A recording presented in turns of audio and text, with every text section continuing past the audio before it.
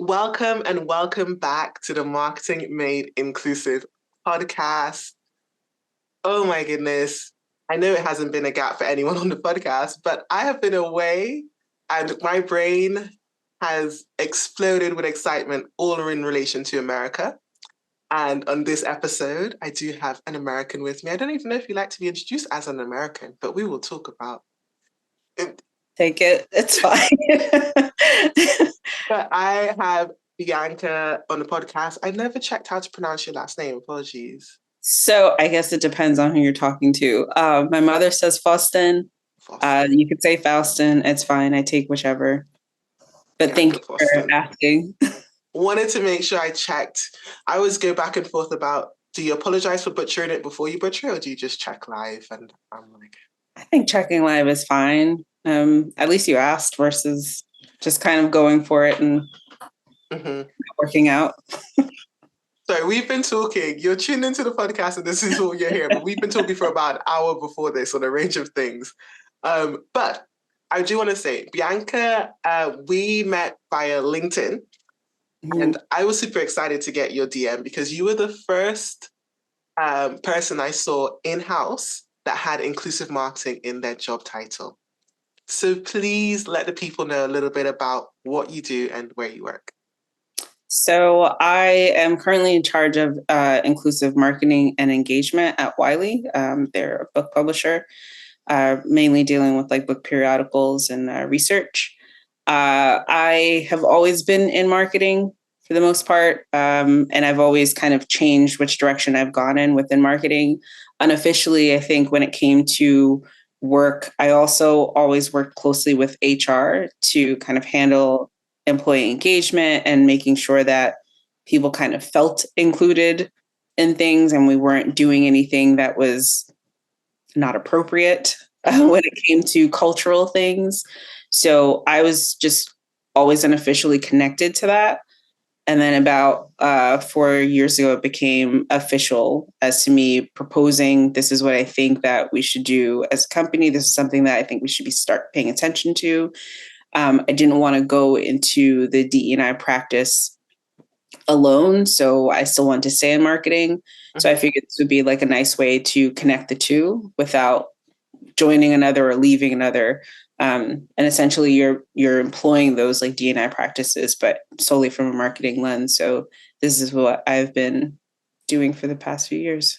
That is amazing. That's so fascinating because I hear the story a lot of times when someone, and I'm assuming you're not the only person of color in the organization because it's quite big, but when someone is the only, they get pulled into the D&I space and they lose the ability to do their job, but you propose to them joining what you did enjoy doing, I'm assuming as well for free, to your actual paid job.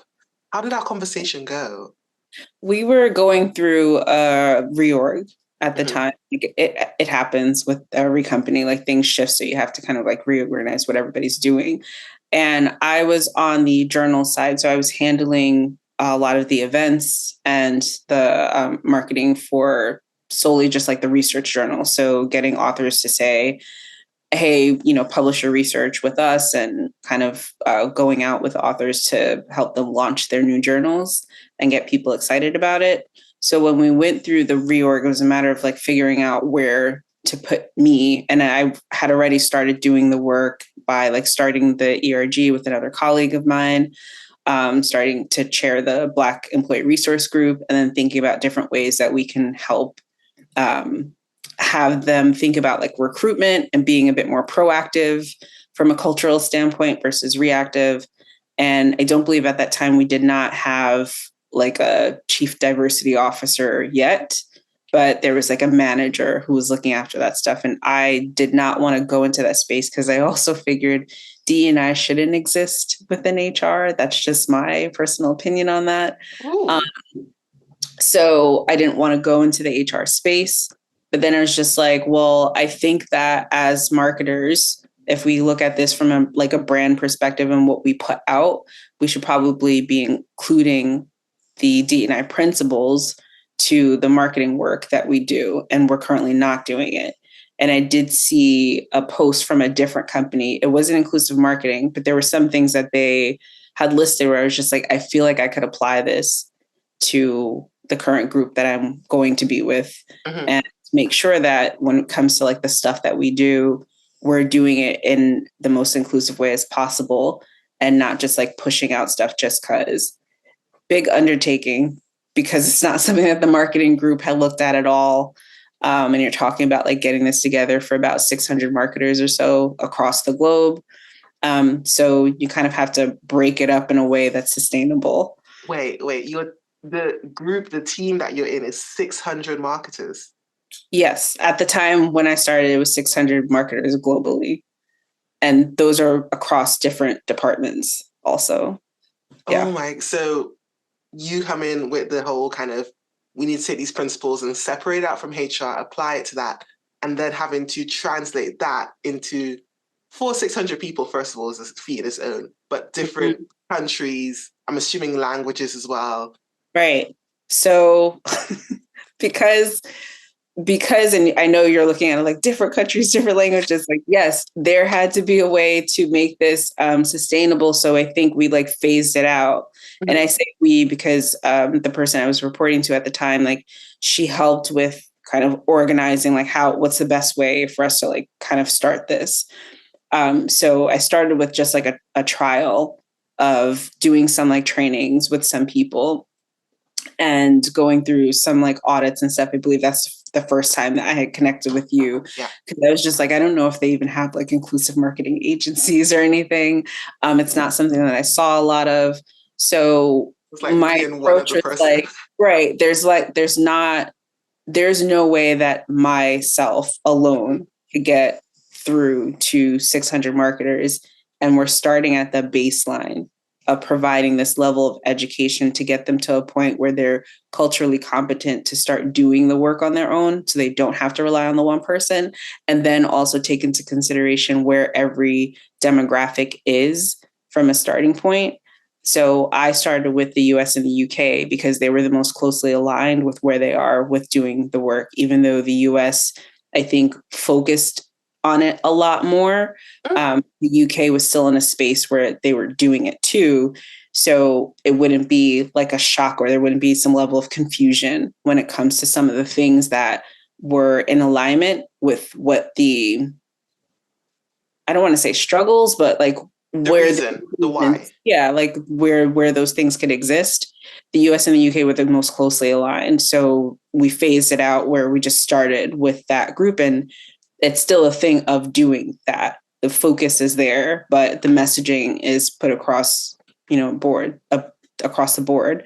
But what the focus is in like, when we say the APAC region, race isn't going to be the thing.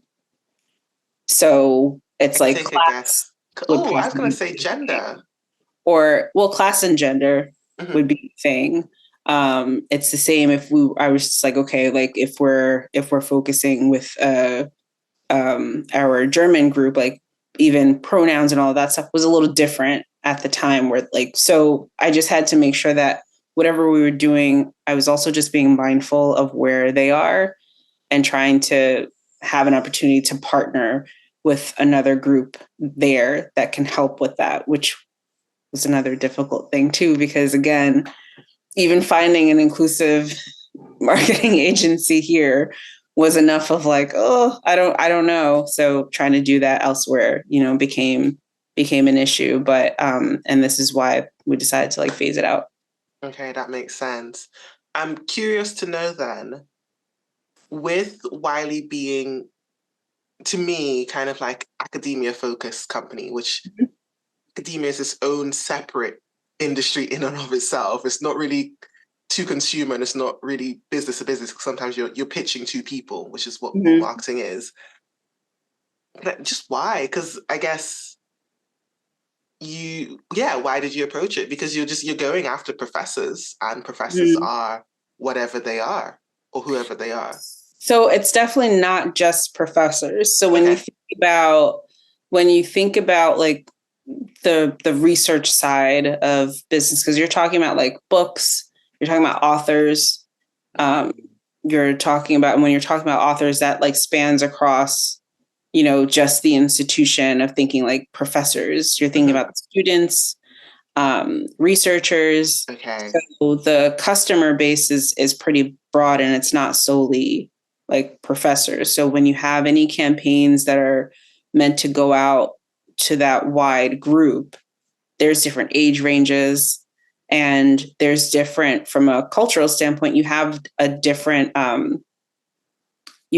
community based on depending on where you are. So let's say if you have a campaign that's going out to the nursing group or neurology or chemistry or engineering, there's different groups that exist in there. And when you think about specifically, let's say STEM, there's disparities as to who's the main person that people would think when they think engineering, who that is, versus who they're not representing. So it's kind of like there's a duality into like what you're trying to accomplish there.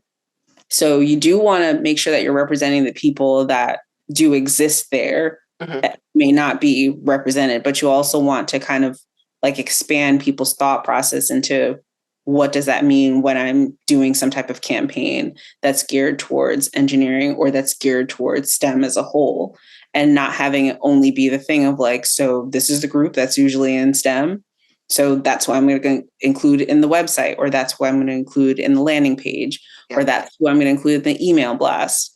You want to be mindful of the language that you're using if you're trying to be inclusive, the visual story that you're trying to tell when you're trying to be inclusive. And that doesn't mean like you're just like, I need to make sure every campaign has one of each, because then that becomes inauthentic.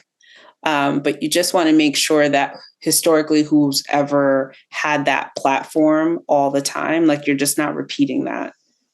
I don't think there's an issue in creating, like, if there's a platform and you see like within engineering, you have white males and Asian males, let's say, who are the two that have kind of been the ones leading in that area. That doesn't mean that you never include them in a campaign. And I think sometimes people have taken that the wrong way. But when you do a panel, maybe you reach out to some other people that you haven't thought about reaching out to, so that there could be that representation could exist there. When you build out a campaign, think about like visually who you want to include in that, so it's not always the same people.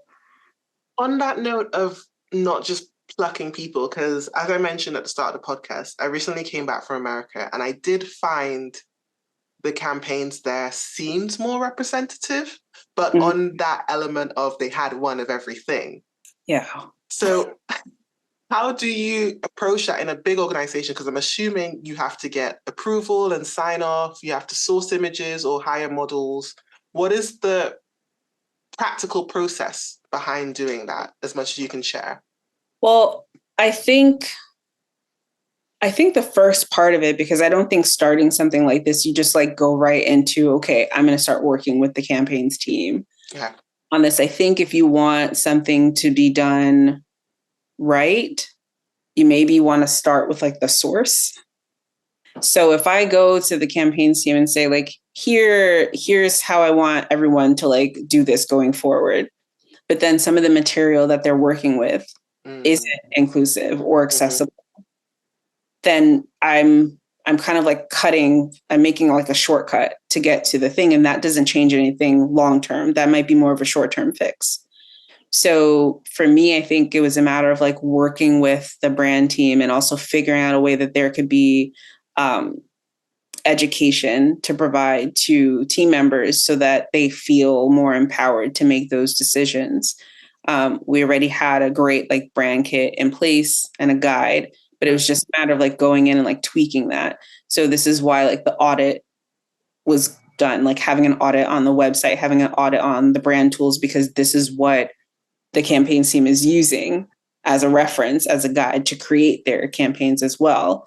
And if there's any like things that was more of like a strategic thing or like a one-off project, like that's when I would consult with the group about things to consider.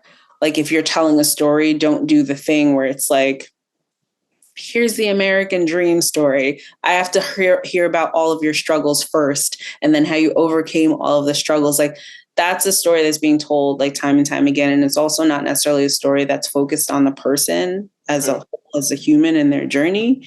You're kind of just like telling, that's not a false tale, but it's almost stereotypical. Like that's the story that we strive to hear. And like, this is what it means.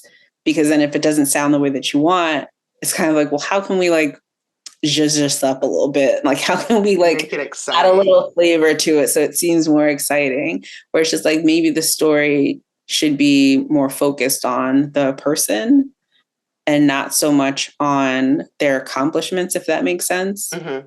So that's how you're like representing the person and telling their story in a more authentic way, instead of saying, yeah, but we need that extra thing. I'm not saying to tell a boring story, but it's just a matter of like being authentic and not using it in the sense of, if it's a Black person, like you always have to tell that same story of like, struggle. I was here and I had this huge struggle, and there's nothing wrong with that. I don't want to say that as if that's a bad thing to tell their story, because that is someone's story. It's just not the only story that's being told, because that's how you start putting various groups into buckets and saying like, this is how you are. And it's that phrasing of like, Black people aren't a monolith. Like, people have multi dimensions, and it shouldn't just be one group that's allowed to express themselves in all the dimensions that exist. Mm-hmm. That should be allotted to everyone else too. And I think that's the whole point. When you're talking about being inclusive, it doesn't mean including every single person. It's just telling multiple stories so that representation happens. And there's no possible way for it to happen for every single person all at once. So you just want to make sure when you're taking a step back and looking at what you've put out as a whole, are you telling diverse stories?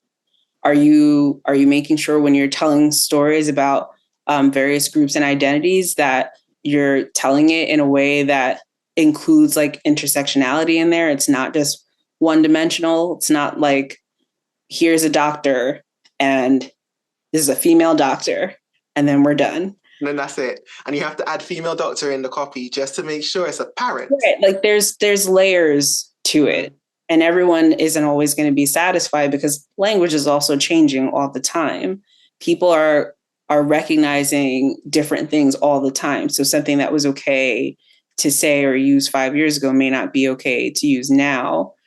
I think that you kind of have to meet people where they are to a degree and just work with what you have there to kind of get them to think of things differently. So you mentioned the change, and I'm thinking back. So you've been in marketing from undergrad all the way through. Yes.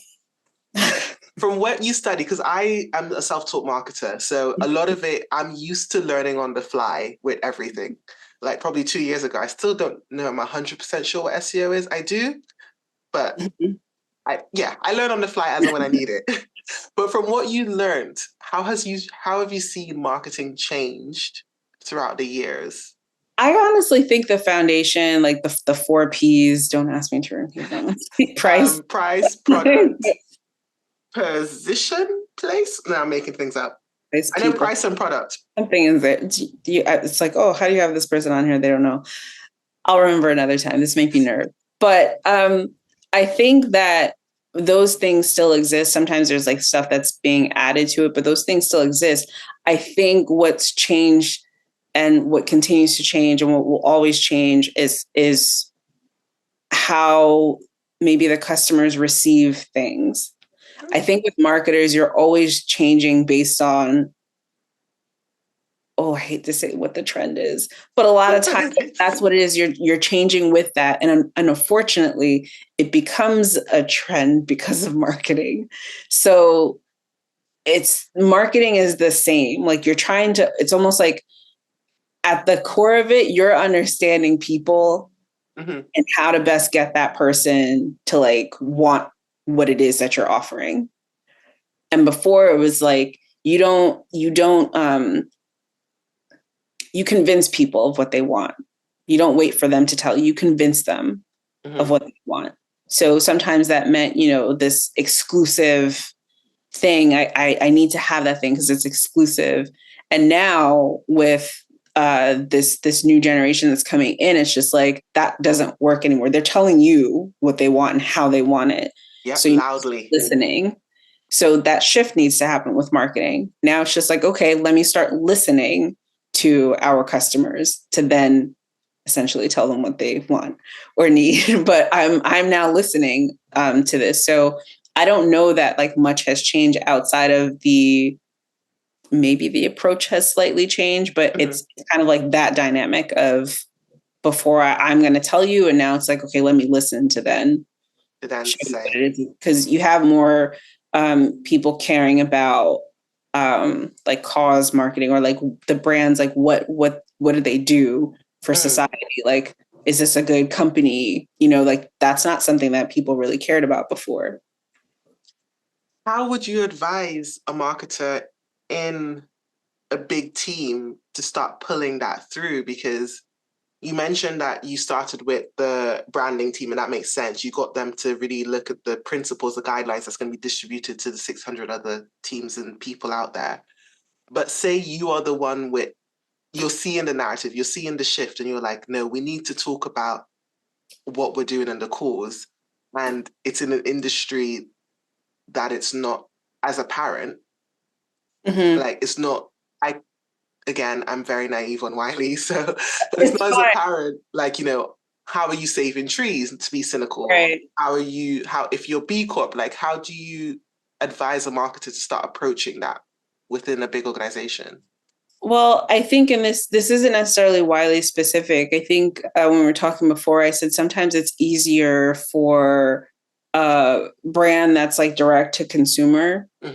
Or the consumer to say like, I'm sticking with this particular brand, because the brand side of it is like in your face. Everybody does some level of branding for your business, so people know who you are. But some other companies, again, I find that retailers a lot of times, or maybe somebody that offers a service like software or anything like that, like that's something that can also be used directly to the consumer. Like we use Zoom, Teams, that's me using that directly. So I think when it comes to kind of having that stuff embedded in a larger corporation, I think you still have to think about what would be considered, I guess, corporate marketing, which is like more focusing on your brand, because you still have one. You have a name, that's out there for people to know. Like you focus on your brand and like what you want that messaging to be externally, so that people are kind of coming along with you on that journey for whatever changes that you're making.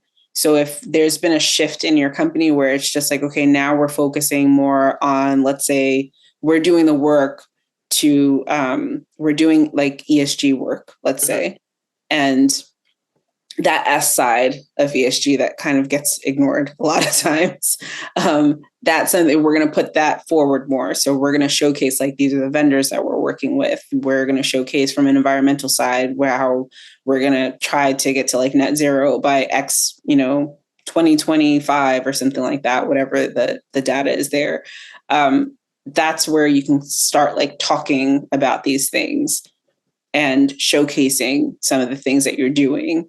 I don't know what other way you would do that to make the shift with it if you're not talking about it. If you're actually making these changes, you never want to make anything up.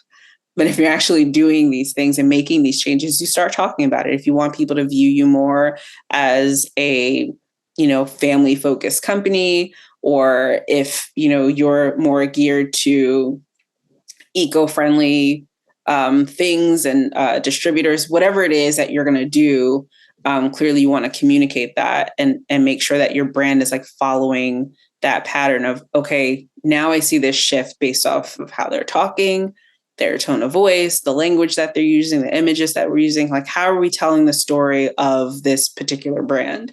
What do we want this to represent? And that's external. I think it should also be done internally. So as you're doing this external thing, you also want to focus on some like employer branding internally, because internally you have a customer too. It's your employees.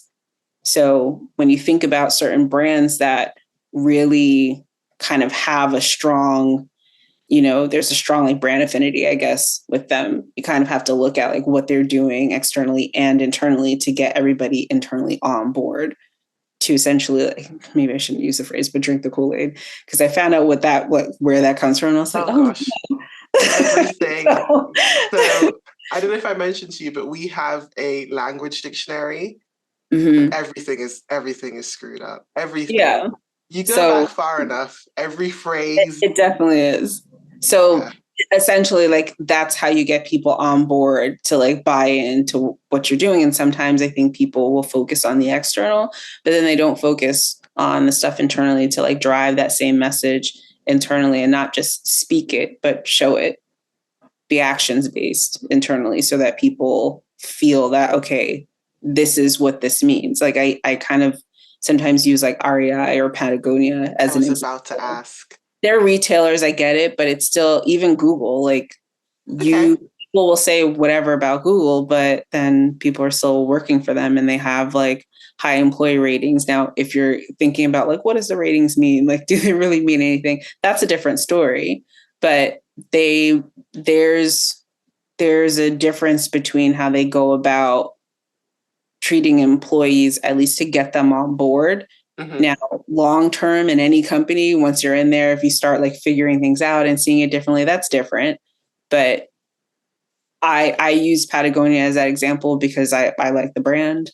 I always have a great experience when I go from a customer service perspective. I've talked to people who work there, and I don't really hear anything that's negative about it. And that kind of trickles down from, the top down. If you're listening to your employees and you're saying something that's true and you're not just trying to provide lip service, like, people can read through that, especially And they as can marketers. identify. Yeah. Marketing to marketers, which is what essentially I do, it's an interesting experience because not only are we prone to be more alert to ads, we're also more suspicious of ads. But at the same time, we get suscepted by ads, not necessarily because we want the thing, but because we're like, that's a good ad, I'm going to click on it. Yeah. Marketing to anywho. But you mentioned Patagonia, and referring back to something else I discovered about you, you are the marketing director for Black people who hike. Yes. Tell me a little bit about that, because that is very different to the 9-to-5 world that you're in. It is. So I think sometimes, and I don't say this in a way where it's anything like speaking poorly about where I currently work, like the paid work. But I think sometimes when it comes to people who like want to find their like passion or purpose, and sometimes you align that with the work that you do, I think it's a great thing if somebody finds that in the work that they do. And also, it's okay to be realistic about why you're working, because, bills, jobs, like, Yeah, you need, life. yeah. So for me, I had just started to get into going outside. It was like during the pandemic. So just like everybody else, you couldn't really do anything but be outside. I always liked water. But I started hiking, and I use air quotes for hiking because it was like more walking on a, more so I was like, it was walking, but I would do it a lot. I ended up getting a dog, and I would just like take her out everywhere. She's sitting right here, like curled up, sleeping. But I did that a lot, and I did notice a lot of times when I would go out, I didn't really see a ton of Black people. So I had followed like another group, and I was on Instagram, like following different groups, and then I found Black people who hike, and I liked their page, and I saw that they were looking for a marketing person as a volunteer. So I was like, I'm in marketing, like I'll volunteer my time. They're based in St. Louis. I'm on the East Coast. I'm in New Jersey. So I interviewed with them. They're in the Midwest. I'm on the East Coast. Learning my directions, people. So I interviewed with them, and I ended up working with them in a different capacity, but then there were some changes, and now I'm working with them on their marketing stuff. And last year, we were able to get a grant from the national parks, and we did a national park tour. We visited 5 different parks, and it was just a group of like 20 to 30 Black people in those spaces. And sometimes that was their first time hiking. For some of them, that was their first time hiking in such a large group of Black people. And I think that for the ones that I went on, because I didn't go on every single park, you were in charge of like different parks. I went to Acadia. It was on the East Coast. So that was like the easiest. It's in Maine. Okay.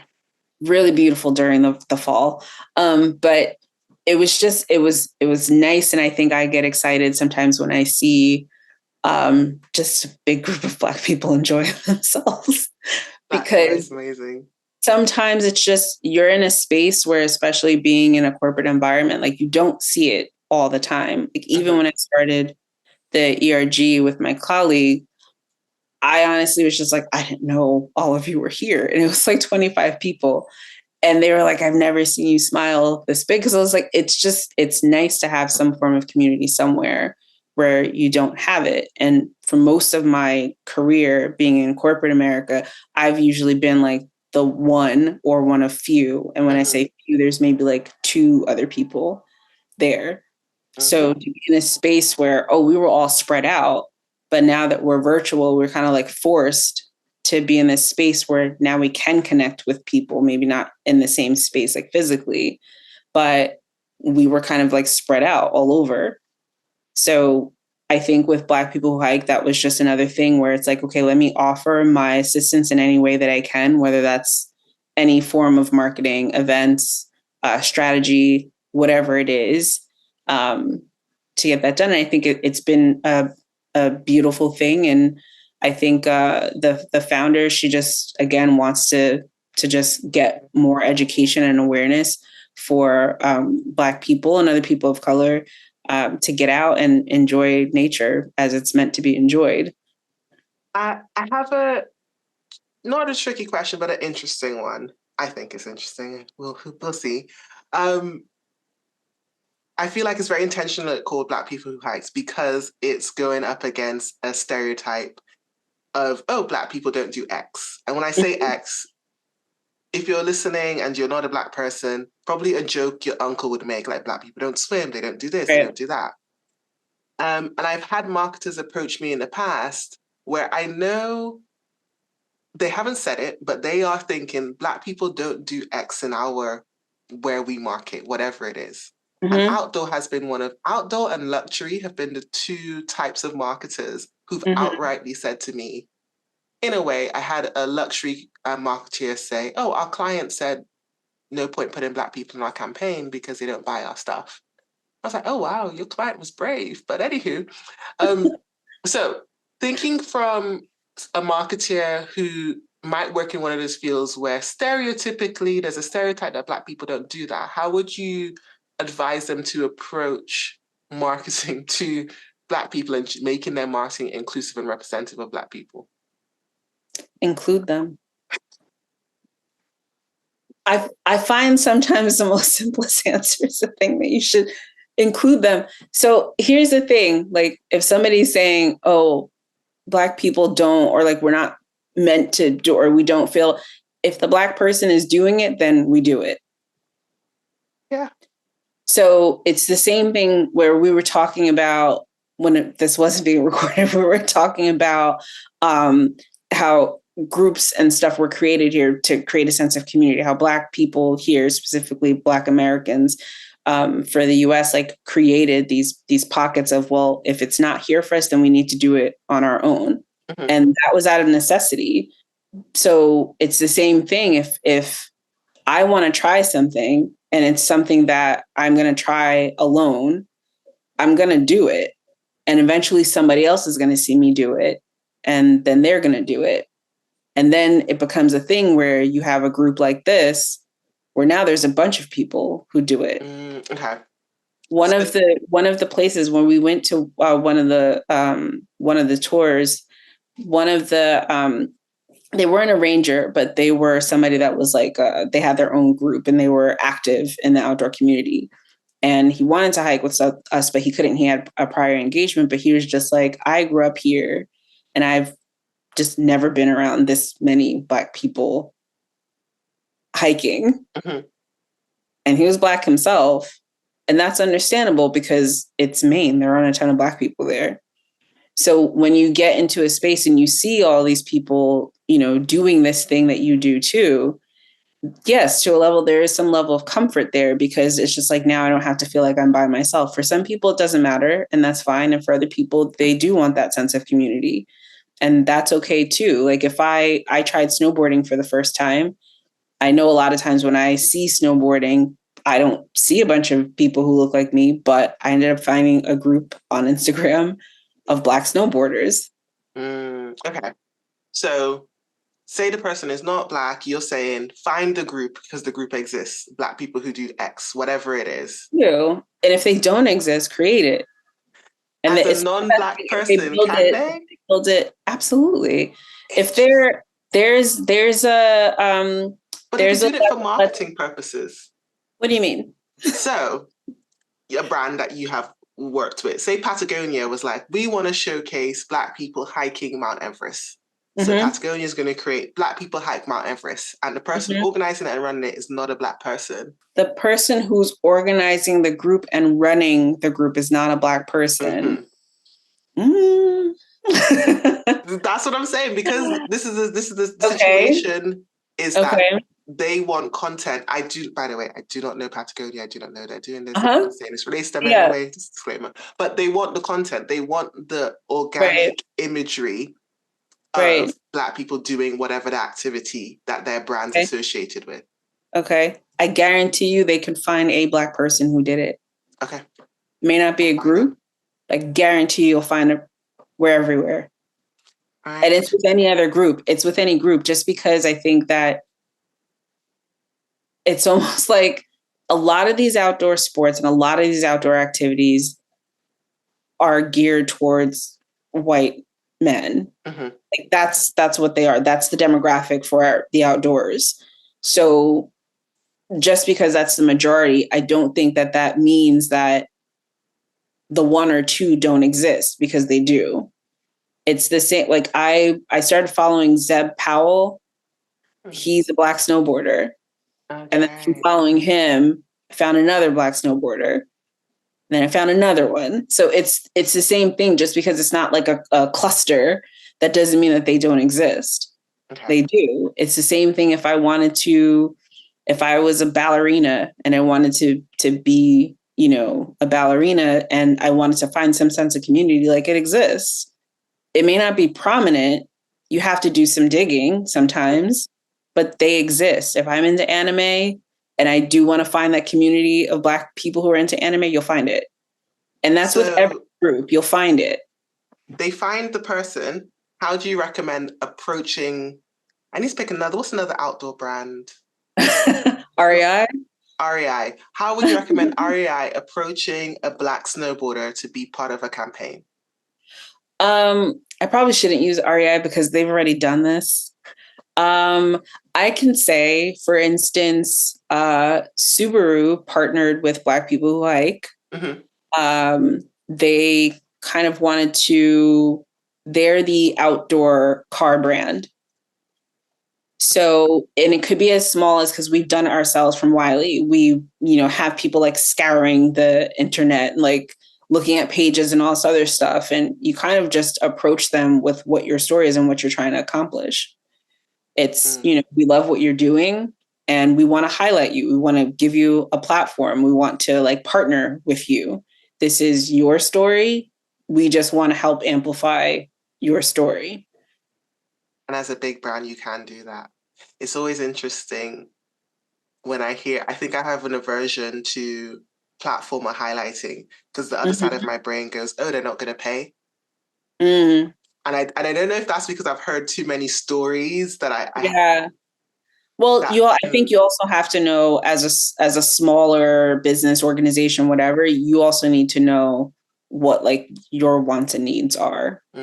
So if your sole purpose is to get awareness and you're not concerned about money, like your money comes in the form of views, then go ahead and do it. If there's something that requires some level of sponsorship, see if they'll do that. So I do understand, because I think sometimes when people have asked, somebody to do something, and a lot of times it's like, will they do it for free? Maybe budgets are tight, whatever. I'm always very conscious of asking Black people to do something for free. And maybe I don't do that with other groups. Oh, But I interesting. do say I'm very conscious about like asking Black people to do stuff for free. And I even probably, yeah, I'm very conscious about that. And I think when it comes to like people of color in general, I think I am very conscious about like asking you to do something for free. But of course, I'm Black, so clearly Yeah. there's But just a even the small thing where positioning, I'm just like, oof, I don't know if I feel comfortable with that. the positioning of being a marketer and having to ask for, because that's especially influencer marketing, all we do is ask. All you do is negotiate and request and try and get the best deal for your client, whichever that may be. But it's interesting to have that coded into your experience of, I know what society is. So even Mm-hmm. though this is business, there's also a values element to it. Mm-hmm. It's fascinating. I mean, you know, a lot of times when these brands are trying to do a partnership, like it benefits them. They're not doing it just because it's a business, so it benefits them. And I think they're looking at it from the perspective of like it could benefit both of us. And you always want to make sure you're mindful of who you're partnering with, just like I'm sure they're mindful of who they're partnering with. So you want to do your research just the same and not just accept, you know, somebody wants to do this thing for us. Like, what does that mean? If they have photography, how are they using it? Mm. You know, if Ooh. there's video footage, how are they using it? Who has access to it? How long do they have access to it for? Can we use it? Like, it's just, there are things that you need to ask yourself. But I think and that's usually if there's like some type of video, you know, element to it or image element to it.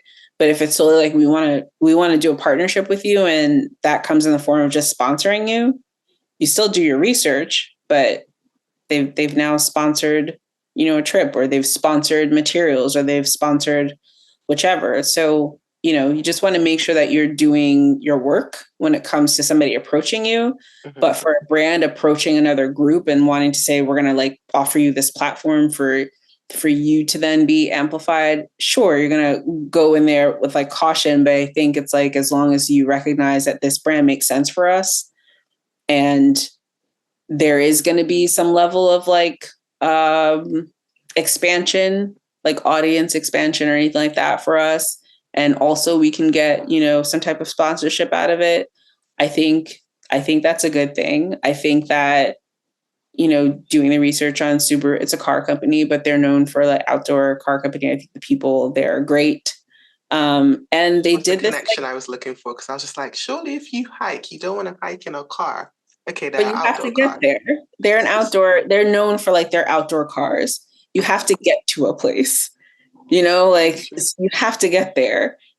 And a lot of times, some of these places that you don't realize, like they're actually hard to get to.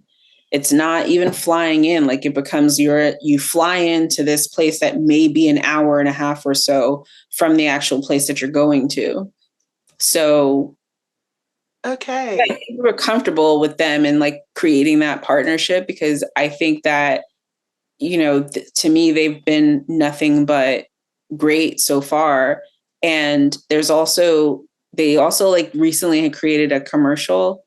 And I don't know if we get to that part if I'm skipping ahead, but like they created a commercial that I was like, see, this is an example of, it's a simple.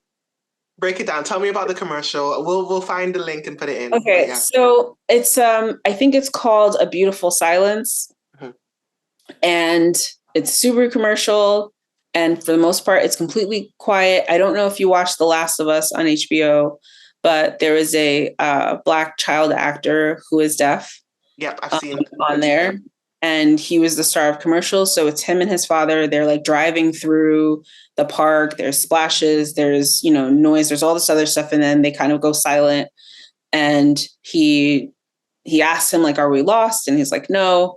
And then they get to the top and it's a waterfall. Oh, wow. And they don't focus on the fact that he is deaf. They don't really focus on the fact that they're Black. And that's not to say that that's an issue. It's just them doing something. And that's it. I love the ones where the inclusivity is the oh yeah and bit, not the because bit.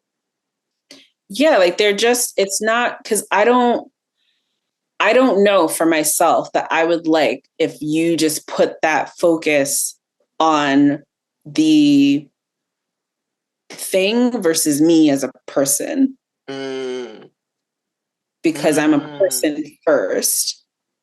And then all these other identities make me who I am as a person. But that shouldn't be the focus. If you're trying to be inclusive, that shouldn't be the sole focus. If you're having a campaign that resonates with Black people, it, I'm not saying that you shouldn't include their Blackness. I'm saying the way that you go about doing it, so that it doesn't seem stereotypical, so it doesn't seem like a checkbox activity. And I think even there's been studies on people appreciating, especially if there's somebody with a disability, they appreciate the fact that they're being included in the commercial for just being. existing. My disability is not this inspirational story, because I Yeah, think that can come off as condescending sometimes if you're such an inspiration. And for somebody who has a disability, they're just like, I'm such an inspiration for a living. or What do you existing. mean? So now you've turned this into, I'm trying to compliment you, but you've turned this into this thing where you're complimenting me on my disability. And it's almost as if you're trying to say there's something wrong and you did all this stuff in spite of Mm-hmm. anything that is wrong with you. So I feel like when it comes to somebody, and I think Nike did a nice commercial too, where I forgot the name of it. I'll have to remember it, but they did a nice commercial where it was Nike Asia, and it was like they usually give like a gift. I don't know if it's always money, so I'm not as well versed in it, but they usually give a gift for like the Chinese New Year. Oh yeah, the red envelope. And yes, and it's this. I think it's her granddaughter. I think she's like running away from it, like she doesn't want to take it, and it's just like this whole journey. But it's there's so many like small cultural aspects that are like real, very small details that I wouldn't know because that's not my culture, but Mm-hmm. somebody else brought this to my attention. And then they include the, you know, Nike logo or whatever at the end, so you kind of don't know what this is about, but you always see that she has sneakers on because she's like running after her trying to give her this envelope, and it goes on for years. So I was like, you see how you're incorporating your brand, you're also being authentic. You could probably tell an Asian person was in the room when it came Mm-hmm. to this campaign, and like that was it. So you just two things. One, my new love and hate about some commercials is the not knowing what it's for. I understand that. I I love understand. it, but then I get to the end and I'm like, that was a commercial for Nike. What? But if you pay attention, because she didn't have the sneakers on before, Mm, and to me, the sneakers stand out. So if you're paying attention, you can kind of tell like what it's going to be, because then they start this chasing thing. So it makes sense. Even if you didn't know it was for Nike, it makes sense because it's like, oh, she was running that whole time and she's wearing these sneakers to like chase her around or whatever. So I get it. I get it. some It's are really not that I good. completely understand, like, yeah, that didn't make sense at all. Or there is I think it was greetings, the greetings card people. Mhm. This commercial had to do with like infertility. I didn't know what it was about initially. So they show this woman and she's with her husband. It's actually really sad. They show this woman, she's with her husband, and you kind of you after you see the experience with her husband, you see that, okay, I understand what this is about. I don't know what it's for. So she's trying, and you see her crying, and he's like, you know, it'll happen. And then she goes to a friend's baby shower, and everybody's all happy, opening the gifts and all this other stuff. And she's smiling, but you can still, she's a little sad. A friend sees her, invites her out to lunch, and gives her a card that says something like, you know, I don't know, something about like, I can't remember the exact verbiage, but it's something along the lines of like, you know, sometimes we're all going through stuff, but like, you know that I'm here for you or whatever. Mhm. And she gives her a hug or whatever. And then it ends with like American greetings, like when you don't know the words to say or something like that. A Like, bit cheesy, but I think it was nicely done. The way that I'm explaining it sounds cheesy, but I think it was nicely done if you were to watch it. We will find the link and put it in the show notes. But I will sometimes, send and it to this might be you. the difference between American ads and British ads. Absolutely. Absolutely. And I'm just like, sorry, what? I would be so mad. Absolutely. But if you think about it, for some people, especially for who this works for, Mm-hmm. because you have to think about, let's say, I hate using the phrase lump languages, but for some people, you have to understand like what their thing is. Yeah. So maybe that could have been your thing. And I get the cheese factor or whatever, but think about it. If I'm a person who's going through something and I get a nice card or flowers, sometimes that means something to me. A hug may mean something to me. You just gave me another thought. We've had so many conversations, but you just gave me another thought, and I need to look into it because I'm thinking it, but it feels like an obvious thing. Marketing segmentation based on love language, that must be a thing, right? I'm wondering if it is. Because that would be so fascinating. I assume if they haven't thought about this, maybe we're onto something. I assume if it were, it would be for certain industries. Yeah, it could not, you can't do compliments with, healthcare. It doesn't. No. But like if let's say if these people decided to do that, then they understand the concept of if this person likes gifts or if this person likes personal if they like physical touch, then maybe this would work for like a massage chain or something like that. Oh my gosh, that is the fascinating. Or maybe it would work for Home Depot if they're about like actions as acts of service. I don't know, but I think a lot of times, like a lot of times. Do you have a version of Home Depot? Yeah, we have a version. It's B&Q. Okay.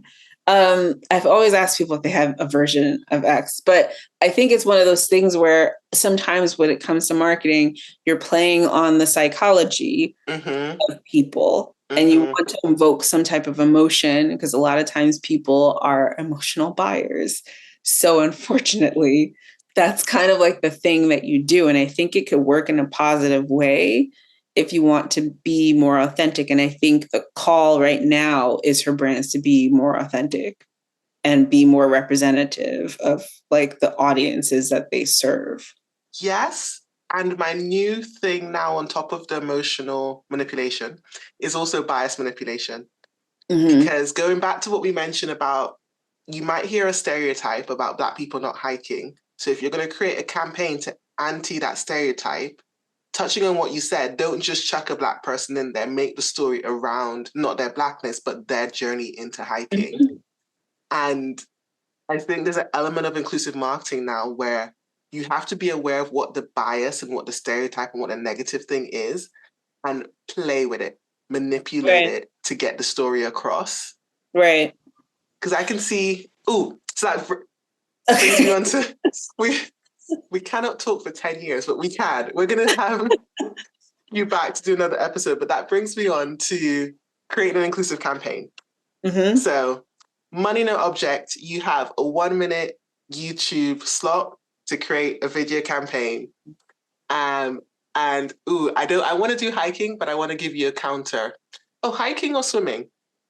And you have to make it inclusive and say the hiking one is for a shoe, hiking. I don't do outdoors. The swimming one is for towels. Interesting. Okay.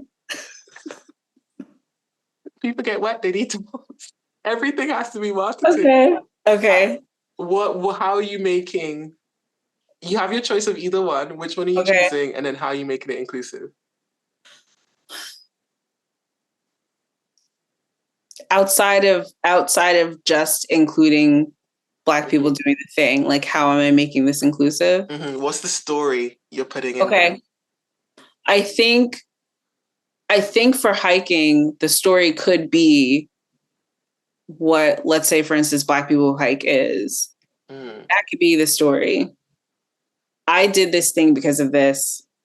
I saw other people on this journey. I saw other people, but none of them really looked like me. So I wanted to create a community of Black hikers so that they feel included. And one of the things that we do is offer education and have, as a beginner, it's important for you to have like the right gear.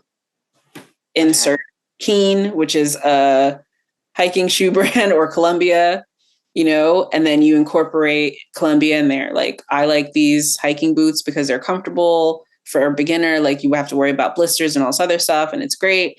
And then they showcase like people hiking, they get close up of the feet. And then at the end, there's just this community of Black people hiking and laughing and all this other stuff. Maybe they have their t-shirt if you partner with them. Columbia, reach out. I'm just saying.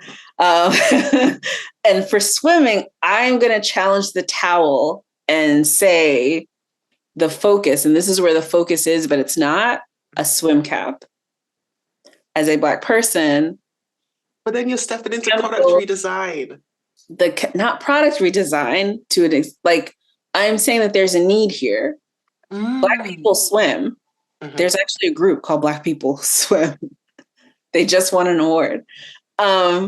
They swim. And sometimes the blocker for some people, there's a relationship that Black women have with their hair. That's a thing. So if I'm concerned about my hair and there isn't a product for my hair, that can sometimes be a barrier for me getting into this space. So there's a twofold thing happening here when it comes to the swimming thing. Yes, I'm creating a product, but let's say the product exists. Let's say you have swim caps, but you don't have swim caps that are specific for Black people. And you're talking about, as a brand, how you want to be more inclusive. Now, not only is your commercial more inclusive commercial, but now you've created a product that is inclusive. And those exist too. I'm just saying. They do exist. I think they just got approved for the Olympics like a year or two ago. But I'm seeing both because I'm a visual thinker, but the more emotional one, the more story-based one is the swimming one. Because you can start with, because we're recording this towards the end of the year, it's probably going to release in the new year, but everyone makes a commitment to do something.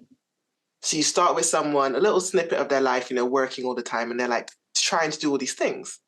They get out of a pool, Black woman, hair's wet, and they're happy there, and they're ecstatic that they just swam a lap or whatever. You're seeing the emotion, but then they're trying to dry their hair, and then they end up being late for work. And then you're seeing slowly these things happen, and then they stop swimming. Then they're gifted a swim cap towel set. Okay. Microfiber towel. Okay. Because microfiber is good for Black hair. Microfiber towel and a swimming cap that's suitable to hold their hair. Got it. Okay. They have big hair. And then you see the joy come back. And they're making it to time on work. They're making it to time on things. They're not associating. They're not stepping away. They dove. Oh, cheesy line as well. They dove back in. I counter that and say to not focus so much. I get the hair is a focus. That's a thing. That's a very real thing. But if you take out the full journey, I don't have a cap. You can start off to make it shorter because you want your commercials to be under a minute. Make it shorter. She's swimming. She takes off the cap. Fro is still intact. Yeah. Because they have this product. Yeah, skip a bit. Skip the pain. But now I have this towel that's like a t-shirt towel, whatever, microfiber, that's good for my hair. Dab my little face off. My hair is fine because I wore this cap. And now I go to work, not having to worry about a thing. So that tells me right off the bat, these things are available. I could jump into swimming. I don't need to hear her backstory. I just know that these are available for me. And that gives me a sense of like, this was made for me. They've kept me in mind. That's solely not meant for anybody else. This is meant for me. Start with you know what? I'm glad you challenged me. With Black people who swim. But just say it out there if anyone, wants to connect. But I'm glad you challenged me because sometimes you do fall into the habits of having to sell the pain to make the joy look joyful. Exactly. But you could start with, ironically, my name is Joyann, but you can start with the joy. You can just start with it because again, you want to get that message across and not lean. And this could also be a cultural thing because naturally it's going to read differently. Things are going to read differently in American culture versus British culture. I see this sometimes with movies. I watch a lot of Korean horror. And sometimes when the movie's ending, sometimes I'm just like, what is this? What's happening? Like, I don't get this, like, why are there like violins and stuff? But that might be something specific to the culture that resonates with them where I'm just like, I don't need all this. Like, you're just supposed to end it. They die. That's it. So it could be cultural, but yes, I think sometimes there is a thing of what we discussed before about not needing me to tell you all the struggles that I go with. I just want you to give me the thing. It's the same thing sometimes where people were, they were tired of D&I conversations for a while. They were tired of unconscious bias training. They were just over it. And it was just like D&I fatigue. And towards the end, in questioning people, it's just like, I just want you to do the thing. I want to be able to come to work, not deal with microaggressions and get my paycheck. That's what I want to do. So sometimes I feel like the best route when it comes to commercials, sometimes it's just telling me like, this is what it is. You just solved in 30 seconds, you just solved an issue that I was not aware this product even existed, or I was not aware that this product existed, 2 products and a community. 2 products and a community. I like that. So that leads me to my final question, and it's a new one, but it's because you're in the space. I want to ask you this question. What do you think the future of inclusive marketing is? I think the future of inclusive marketing is that there isn't inclusive marketing. Like, it just becomes a thing where you no longer say inclusive marketing, you just say marketing. And this is an aspect of it that exists from the start. The same way that we were just talking about how has marketing evolved. This is how I'd like to see marketing evolve. This is part of the principles of marketing. So if you have the 6 principles of inclusive marketing, I think Microsoft has created theirs. Google had created their all-in document with like their own principles. I think if you maybe want to either add to the 4 Ps of marketing or change them to 6 principles within marketing, that's just something that's embedded in there because it all still matters. It's still a part of people. It's still a part of your product. It's still, a part of like how you communicate something to bring awareness around it. I need to look up the 4 Ps so I have like down. It's just like, I know it's product, price, people, and something else. And I'm like drawing a blank. So it's just like, no, I need to get this.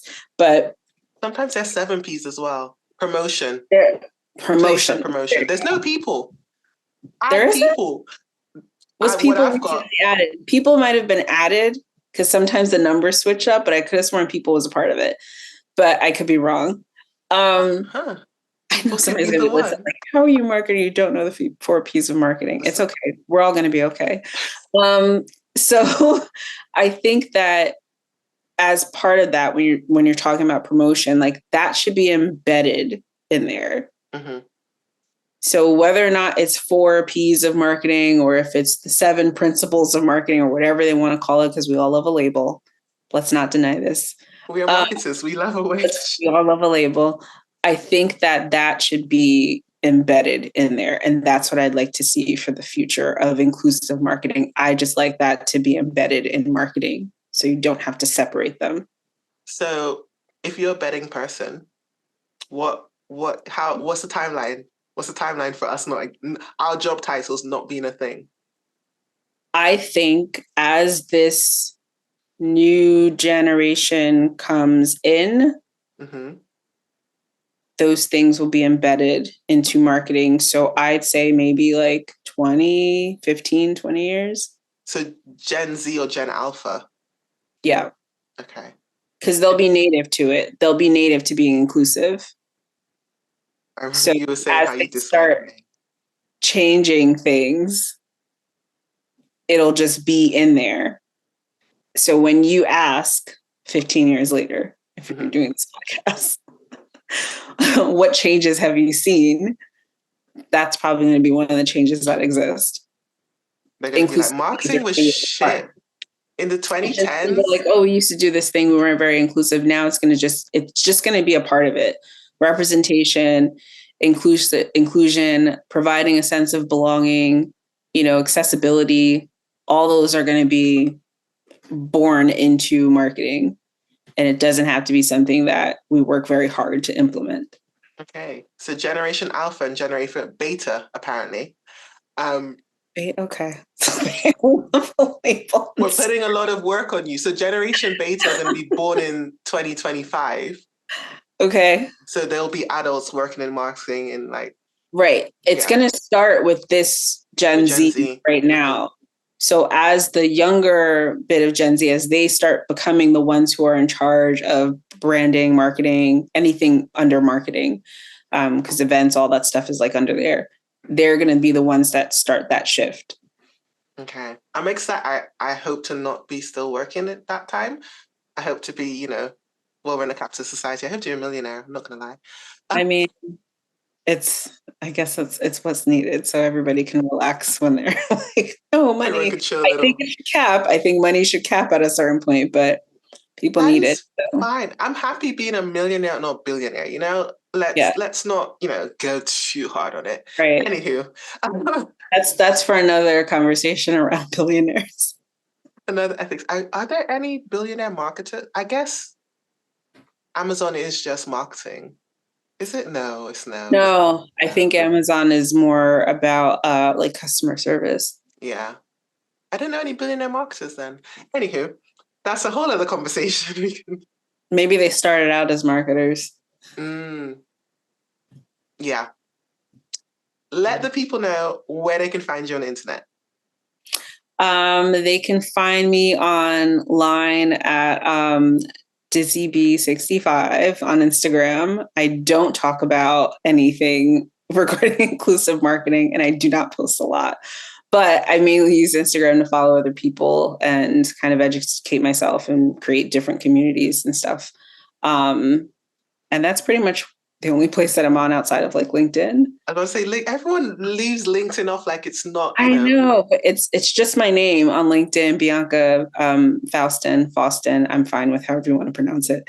But you can find me on LinkedIn there. Feel free to connect if you like what I was saying during this recording, or if you have opinions of what I said during this recording. If you have opinions, trust me, we have many more. There's 5 other conversations we need to have on top of this. We'll definitely have you back, Bianka. And thank you so much for joining me for the Marketing Made Inclusive. Thank you for having me. Yeah, thank you for having me. This was fun, and I know we've been talking for a while, so I'm looking forward to the next chat. And if it's a group of us, even better. I think I want to do, I'm meant to be wrapping up, but now I want to do across America. Okay. I'm curious to know because I know a couple of inclusive marketers now from different areas, and I'm curious to know the approaches within states. Because I know within Europe, the approaches differ based on 2 things, whether the language is gendered or not. Okay. Because the argument is very much on the language. And from discussions I've had with people who do inclusive marketing within Europe, it also very much differ on population. Right. This would be for North America? Yeah. Then you have Canada. We'll check Canada in this. Anyways. Thank you so much for joining me for the Marketing Made Inclusive podcast. All the links mentioned, we'll have them in the show notes. And you can find myself, Joyann Boyce, on all social networks. That's JoyannBoyce. Tune in next week for all things Marketing Made Inclusive.